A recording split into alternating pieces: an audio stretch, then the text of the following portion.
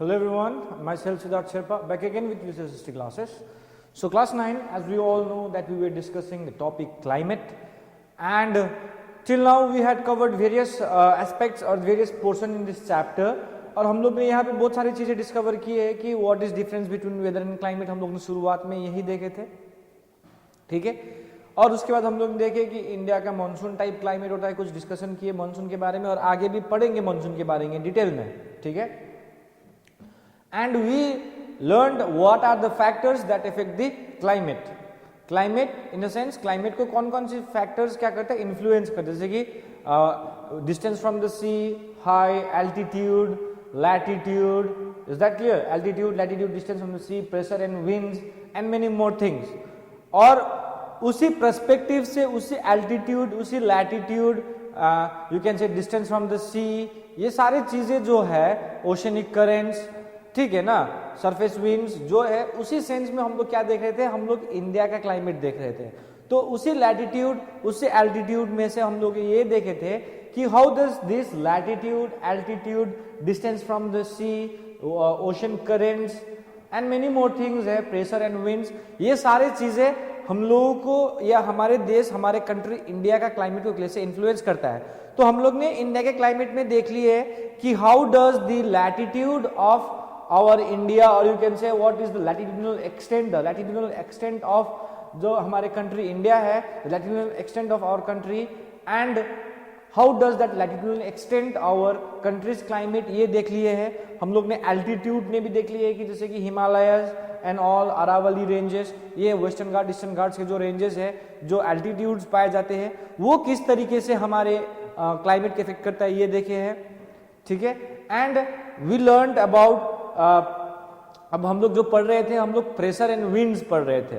तो pressure and winds में हम लोग ने सरफेस विंड्स कवर कर लिए थे कि surface winds excuse me, surface winds कैसे हमारे एरिया के क्लाइमेट को क्या करता है, अफेक्ट करता है। सो उसके बाद जो आ रहा है तो वो है अपर एयर सर्कुलेशन। तो हम लोग प्रेशर एंड विंड्स में विंड्स ही पढ़ रहे हैं, लेकिन अपर एयर सर्कुलेशन पढ़ेंगे आज।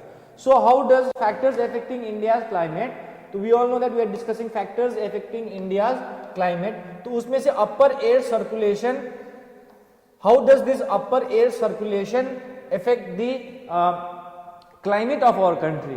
तो सबसे पहले हम लोग को ये समझना है कि ये अपर एयर सर्कुलेशन एक्चुअली में होता क्या है, what is upper air circulation. तो एक बार देखते हैं यहाँ पे।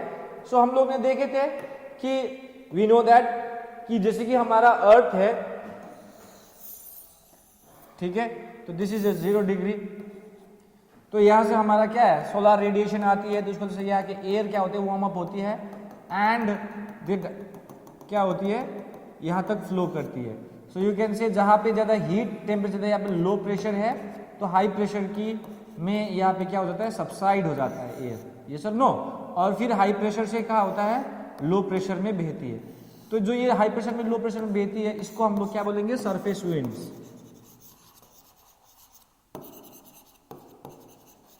लेकिन जो ये पोर्शन जो है, इसको हम लोग क्या बोलेंगे, अपर एयर बोलेंगे। ये जो है कि हमारे एटमॉस्फेयर में ऊपर में जो विंड ब्लो कर रही है, मूव कर रही है, इसको हम लोग क्या बोलेंगे, अपर एयर। यानी कि जो अबव, यानी कि जब देखो जैसे कि इक्वेटर में जो ये 0 डिग्री है, यहां से जाने के बाद तुम्हारा एयर जो है राइज हो रहा है और यहां से ये मूव कर रही है और यहाँ पे फिर गिर रही है, और फिर यहां से आपका वापस high pressure to low pressure में ब्लो करता है। सबको पता है high pressure to low pressure में आपका विंड ब्लो कर रही है, ये क्या हो गया, आपका सरफेस विंड हो गया। लेकिन जो ये विंड ऊपर में बह रही है, तो ये है अपर एयर सर्कुलेशन। तो ये upper air circulation, how does it affect our climate, तो ये क्लाइमेट को कैसे अफेक्ट करती है, या इंडिया के क्लाइमेट को ये अपर एयर सर्कुलेशन कैसे क्या करता है, अफेक्ट करता है, वही आज हम लोग चैप्टर में डिस्कस करेंगे। So now let's talk about this, what is upper air circulation. तो यहाँ पे डेफिनेशन दिया है, the upper air circulation in this region is dominated by westerly flow and important component of this flow is the jet stream.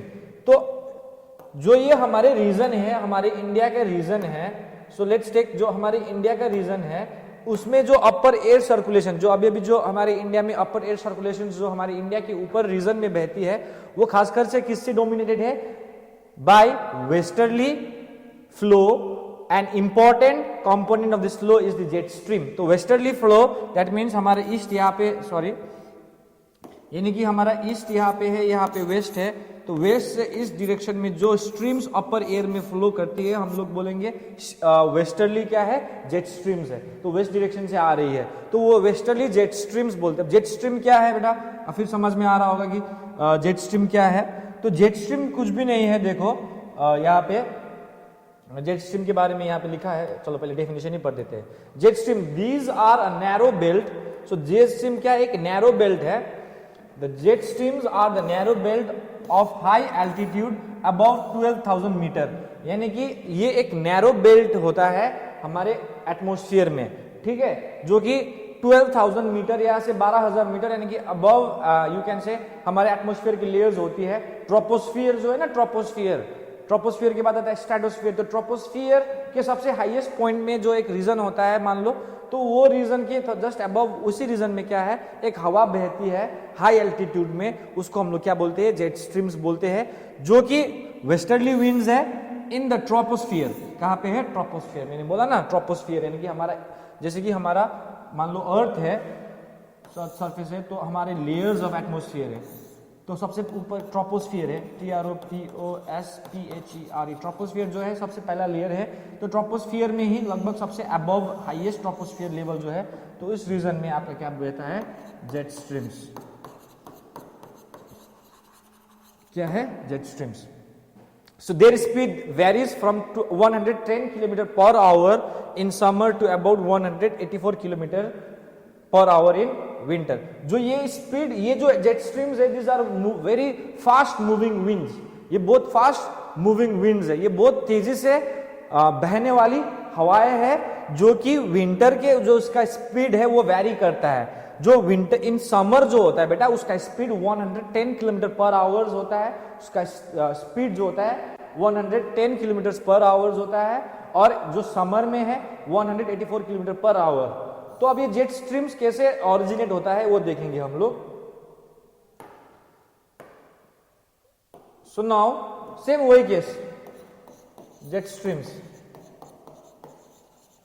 ठीक है, क्या है, jet streams है। सो दिस इज अगेन सरफेस। तो सरफेस कैसे, जैसे कि ये मान लो ये 0 डिग्री है, ठीक है, तो ये हमारे रीजन है। तो यहां से हमारा क्या होता है, कलर चेंज करते हैं,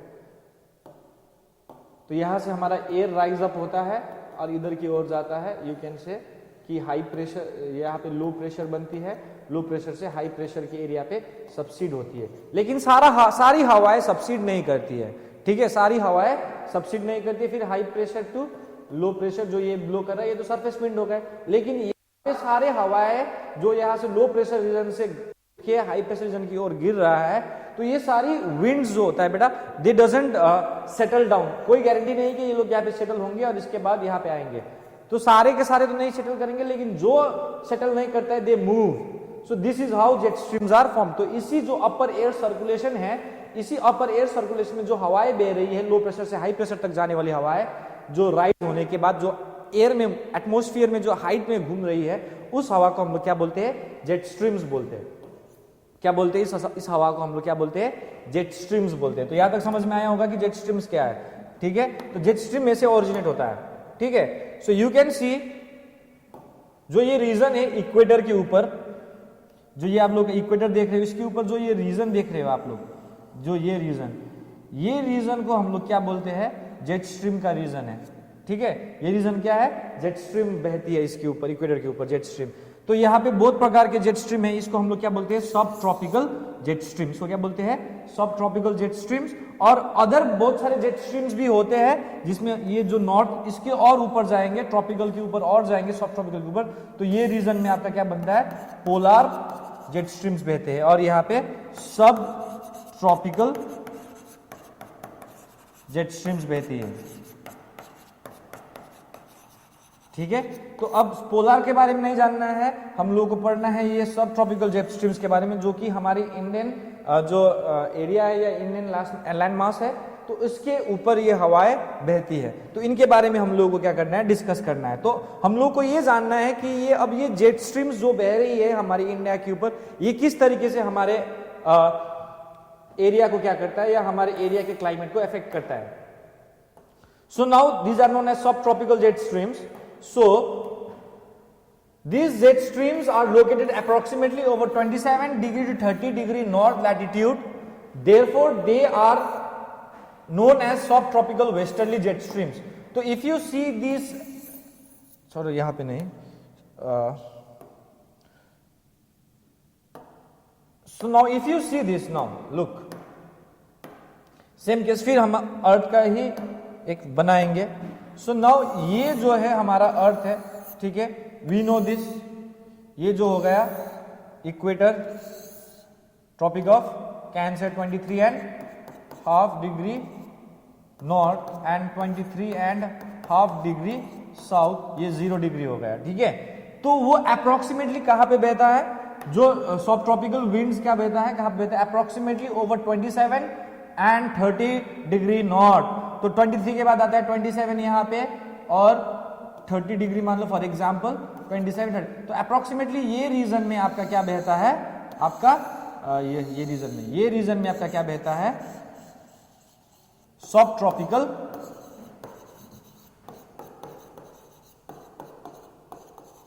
ट्रॉपिकल जेट स्ट्रीम्स. तो ये रीजन में आपका क्या बहता है, सब ट्रॉपिकल जेट स्ट्रीम्स. तो अब आपको पता है कि जैसे कि ये जो रीजन है, ये तो इक्वेटोरियल रीजन होगा, लेकिन जैसे हम लोग ट्रॉपिक ऑफ कैंसर के ऊपर जाएंगे या ट्रॉपिक ऑफ कैप्रिकॉर्न के नीचे आएंगे, तो ये रीजन को हम लोग क्या बोलते हैं, ट्रॉपिकल, सब ट्रॉपिकल रीजन बोलते हैं. क्या बोलते हैं, सब ट्रॉपिकल रीजन है. तो इसीलिए ये सब ट्रॉपिकल रीजन है, तो इसीलिए यहाँ पे जो जेट स्ट्रीम्स बह रही है इसको हम लोग क्या बोलते हैं, सब ट्रॉपिकल जेट स्ट्रीम्स बोलते हैं. तो अब हमारा इंडिया का क्या है, लैटिट्यूडिनल एक्सटेंट देखा जाए तो 8 degree 4 minutes north to 37 degree something north है, ठीक है, 37 डिग्री अप्रोक्सीमेटली. तो अब 30 ये क्या बोल रहा है, 27 टू 30 के बीच में बोलता है. तो 27 और 30 के बीच में हमारा इंडिया आ रहा है क्या, नहीं आ रहा है. तो हमारा इंडिया 27-30 के बीच में आ रहा है. तो इंडिया का लैटिट्यूडिनल एक्सटेंट लगभग समवट लाइक दिस है, ठीक है. तो ये जो है, तो ऑब्वियसली ये जो सब ट्रॉपिकल जो क्रिएट हो रही है यहाँ पे, ये हमारे इंडिया को इफेक्ट करेगा ऑब्वियसली, क्योंकि हमारे इंडिया इसी बेल्ट पे आ रहा है जहां पे ये सब ट्रॉपिकल जेट स्ट्रीम्स फ्लो कर रही है. तो you can see in out here, तो सब ट्रॉपिकल जेट स्ट्रीम लगभग यहाँ पे बह रही, तो लगभग हमारा इंडिया लगभग समवट लाइक दिस, ठीक है. तो अब हमारे इंडिया को ये कैसे इफेक्ट करता है. सो अब this jet streams blow south of the Himalayas all throughout the year except excuse me, in summer. These jet streams blow south of the Himalayas. So we all know हमारा Himalayas कहाँ पे है, Himalayas. So we all know, तो ये हमारा Himalaya reason है, ठीक है, ये हमारा हिमालयन रीजन है. तो बोल रहा है कि जो ये जेट स्ट्रीम्स है, जो ये जेट स्ट्रीम्स का डायरेक्शन है, the jet stream blows south of the Himalayas all through the year except in summer. तो यानी कि विंटर के टाइम पे ये जेट स्ट्रीम का डायरेक्शन ये एरिया में होता है, Himalayas, south of the Himalayas. ये जो हो गया आपका विंटर वाला हो गया. और बोल रहा है कि all through out the year accept in summer. तो समर के टाइम पे आपका जेट स्ट्रीम्स यहाँ पे बहता है, SUMMER, समर विंटर, ठीक है, ठीक है. तो अब देखो, अब फिर यहाँ पे एक सवाल आता है कि आप लोग पूछ रहे होंगे, these jet streams blow south of the Himalayas all throughout the year except in summer. तो आपका जेट स्ट्रीम्स जो है विंटर में हिमालयस के साउथ में बह रही है, तो blow south of the Himalayas. आपका जो विंटर है, आपका जेट स्ट्रीम्स विंटर में क्या होता है कि हिमालयस की साउथ की ओर बह रही है, लेकिन समर में क्या है, आपकी नॉर्थ की ओर बह रही है. और ये कारण, इसके पीछे एक कारण होता है ITCZ, यानी कि ITCZ क्या है, inter tropical convergence, CONVERGENC, convergence zone, ठीक है, ये इंटर ट्रॉपिकल कन्वर्जेंस जोन है। तो ये क्या होता है, ये हम लोग इंडिया का जो मानसून होता है उसमें हम लोग क्या करेंगे, इसके बारे में डिस्कस करेंगे। तो पिछले बार भी हम लोग ने पढ़ा था कि हमारा विंड क्या होता है, high pressure to low pressure होता है। तो लो प्रेशर यहाँ पे क्रिएट होता है समर की ओर में, सबने पढ़ा था ना। तो हाई प्रेशर नीचे, तो ये क्यों होता है वो भी हम लोग डिस्कस करेंगे। आप लोगों को याद होगा पिछले बार हम लोग डिस्कस करते थे। तो ये भी पॉइंट याद रखना कि जो है कि ये जेट स्ट्रीम समर की ओर क्यों ऊपर रहती है और विंटर की ओर जेट स्ट्रीम्स क्यों नीचे रहती है। तो ये हम लोग क्या करेंगे, ये मानसून वाला जो चैप्टर पढ़ेंगे उसमें हम लोग मानसून वाला जो टॉपिक आएगा इंडियन मानसून, उसमें हम लोग इसको वेरी डिटेल में पढ़ेंगे। तो आईटीसीजेड जो इंटर ट्रॉपिकल कन्वर्जेंस जोन है उसकी वजह से क्या होती है कि ये दोनों में मूवमेंट में जो ये शिफ्ट आती है, आपका जेट स्ट्रीम्स जो आ रही है उसको हम लोग क्या बोलते हैं, जो उसमें शिफ्ट आती है वो हम लोग क्या करेंगे उस समय डिस्कस करेंगे।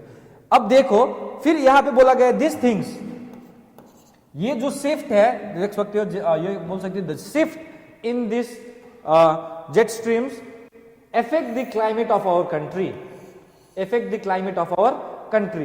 तो ये जो शिफ्ट है तो ये क्या करती है, affect the climate of our country। ठीक है, अब ये हमारे क्लाइमेट ऑफ कंट्री का क्लाइमेट को कैसे अफेक्ट करता है, देखो फॉर एग्जांपल अब देखो ध्यान से यहाँ पे, ठीक है।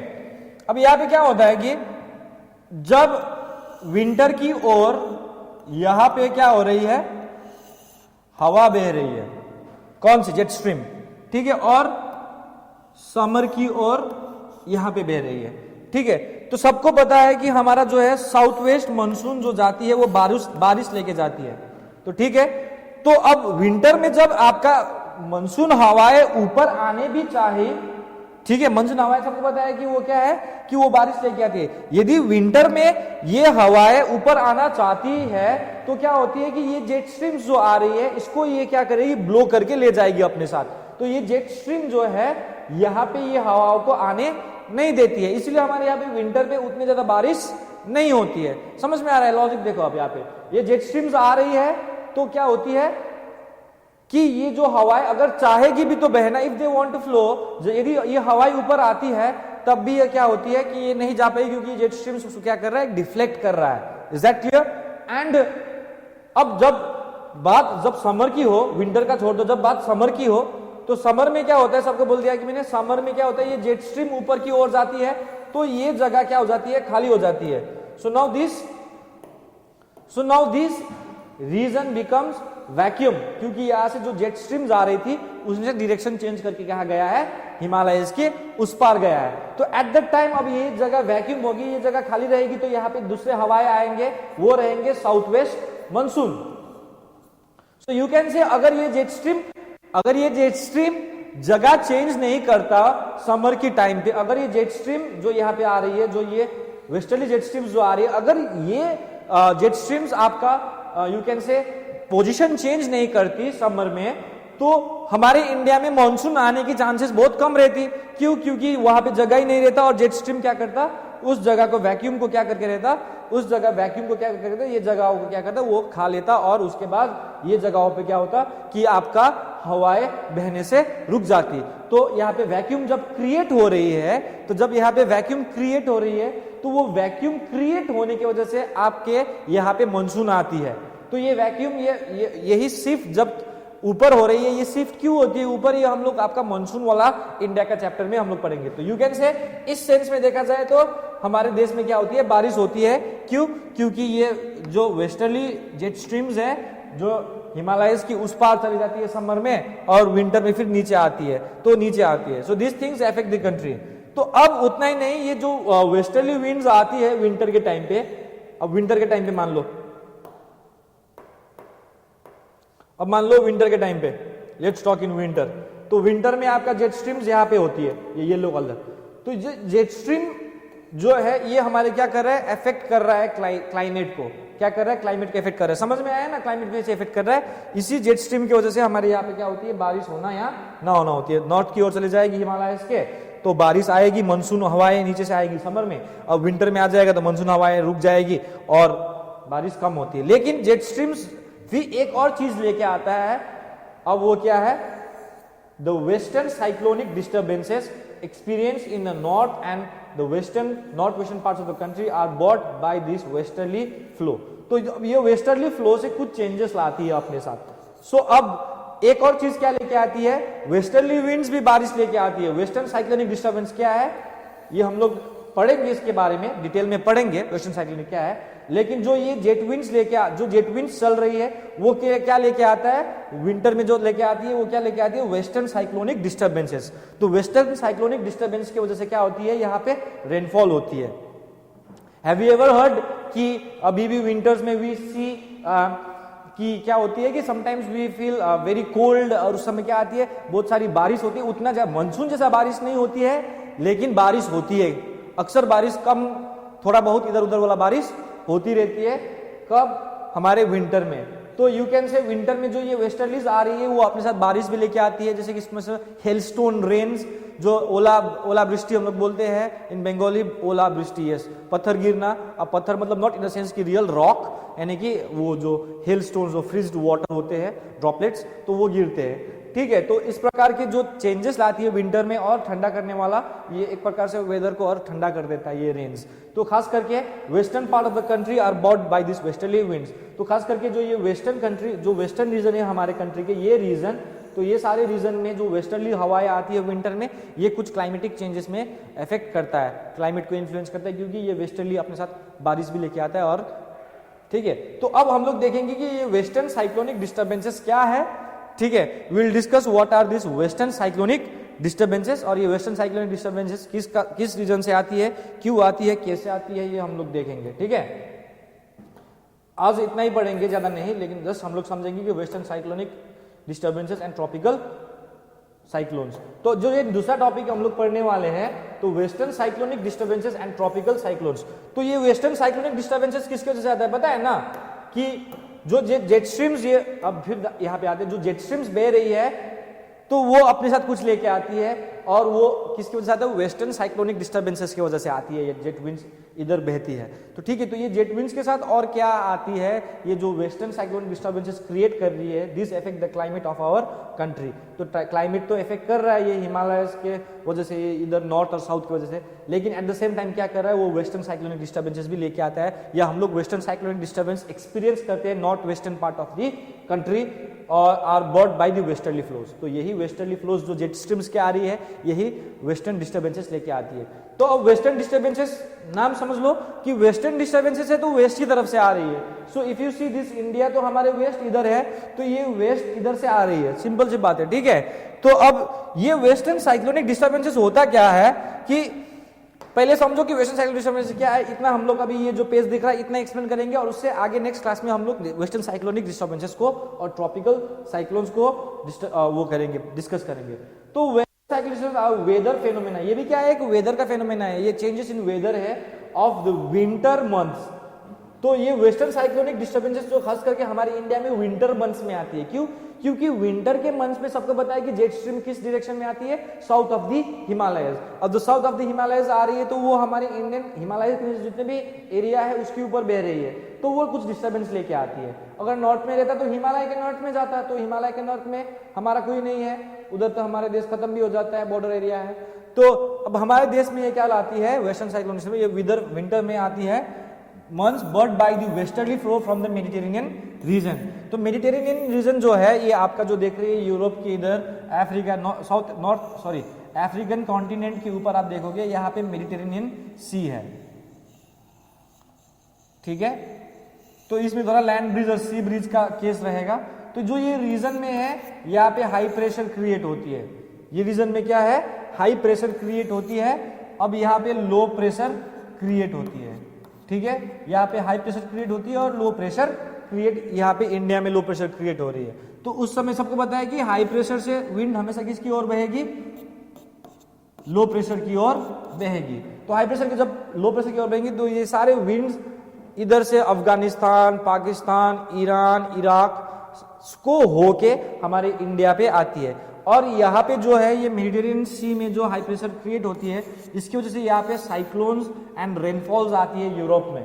ठीक है, विंटर के टाइम पे या स्नोफॉल्स वहाँ पे होती है। तो ठीक है, तो ये सारी चीजें क्या करती है, हमारे इंडिया की तरफ आती है, क्योंकि हमारे इंडिया में यहाँ पे क्या है, विंटर की ओर में क्या बन रहा है, यहाँ पे लो प्रेशर बन रही है, क्या बन रही है, लो प्रेशर।